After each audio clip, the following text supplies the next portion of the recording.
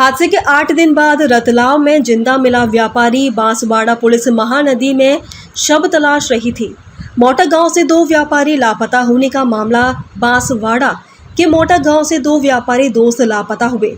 इसके बाद माही नदी में एक व्यापारी का शव मिला। दूसरे दिन कार भी नदी से निकाली गई, लेकिन दूसरे व्यक्ति की डेड बॉडी नहीं मिली। पुलिस उसे नदी में तलाश करती रही। 8 दिन बाद दूसरा व्यापारी रतलाम में मिला जिंदा। पुलिस को शक है कि इसके साथ हादसा हुआ था या यह एक साजिश है।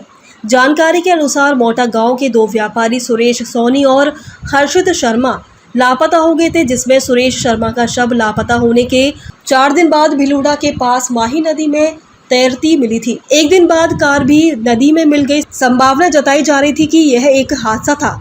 दोनों दोस्त कार सहित नदी में गिर गए और हर्षित की लाश भी नदी में होगी। एसडीआरएफ की टीमें लगातार हर्षित को नदी में तलाश रही थी, लेकिन हर्षित के एकाएक रतलाम होने की सूचना पर पुलिस वहां पहुंची और जब उनको वहां हर्षित मिला तो पुलिस के होश उड़ गए। हर्षित को पुलिस पकड़कर ले आई और उसे खमेरा थाने में रखा गया। बार बार गुमराह कर रहा हर्षित। पुलिस से मिली जानकारी के अनुसार पूछताछ में हर्षित बार बार बयान बदलकर पुलिस को गुमराह कर रहा है। इसलिए पुलिस सोमवार देर रात तक भी निष्कर्ष पर नहीं पहुंच पाई। मामले की जांच में जुटी मोटा गांव पुलिस को 14 सितंबर को हर्षित के बारे में इनपुट मिले थे। मुखबिर ने पुलिस को खबर दी थी कि हर्षित जिंदा है और उसके अहमदाबाद, मुंबई या रतलाम होने की संभावना है।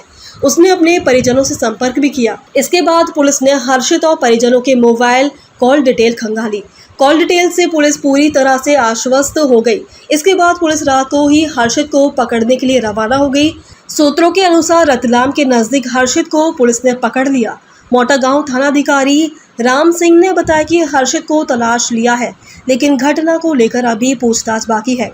इस बारे में जांच के बाद ही कुछ कह पाएंगे। बड़ा सवाल, अगर हादसा हुआ तो बचने के बाद हर्षित छुपा क्यों रहा? बड़ा सवाल ये कि यदि हादसा था और कार नदी में गिरने के बाद हर्षित पानी से निकलकर वहां से बचकर भागा, पुलिस का मानना है कि हर्षित के जिंदा बचने के बाद सबके सामने भी तो आ सकता था।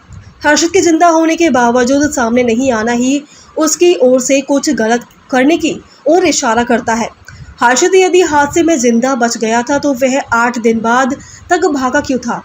पुलिस को इन सवालों के जवाब की तलाश है। अगर हर्षित ने सुरेश सोनी को मारा है तो उसने ऐसा क्यों किया? प्रथम दृष्टया पुलिस हत्या की आशंका के एंगल पर ही जांच कर रही है। हत्या की संभावना भी इसलिए कि यदि हादसा होता तो फिर हर्षित जिंदा कैसे बचा? इसलिए पुलिस का पहला एंगल हत्या ही है। पुलिस अब अलग अलग एंगल से हर्षित, उनके परिजन, परिचितों, सुरेश के परिजनों से बात करके हत्या के कारणों का पता लगाने की कोशिश में जुटी हुई है। क्या दोनों के बीच जमीन, रुपए या प्रेम प्रसंग का विवाद था?